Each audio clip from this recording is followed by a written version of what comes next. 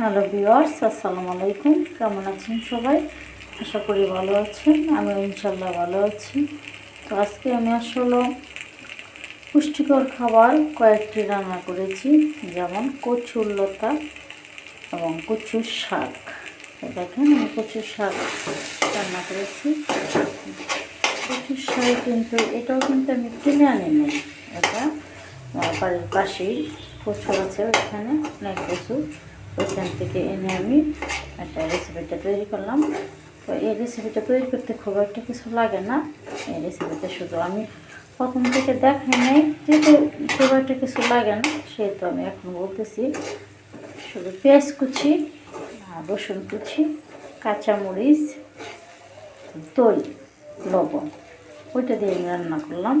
আর এটা কীভাবে দিলাম, এটা শুধু কড়াইতে তেল দিলাম আর পেঁয়াজ রসুন এটা বাদামি কালার করলাম। তারপর কচুগুলো দিয়ে দিলাম, ভাপ দিয়ে, মানে ওইটাকে ভাপ দিয়ে পানি ফেলে দিয়ে না, শুধু কড়াইতে দিয়ে দিলাম।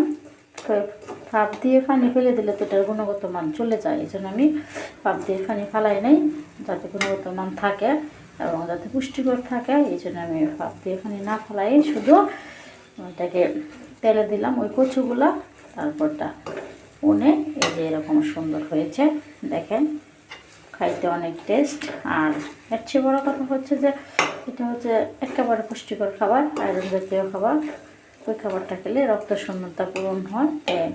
আমাদের শীতকাল এসেছে, পানি কম খাওয়ার কারণে আমাদের অনেক ধরনের সমস্যা হতে পারে। এই জন্য আমরা বেশি বেশি শাক উঠাবো এবং তৈরি করব এবং সুস্বাদু রেসিপি তৈরি করব এবং খাবো। তো আপনারাও ওইভাবে রেসিপি তৈরি করবেন এবং খাবেন এবং আমাকেও কমেন্ট করে জানাবেন যে এটা কীরকম স্বাদ হয়েছে।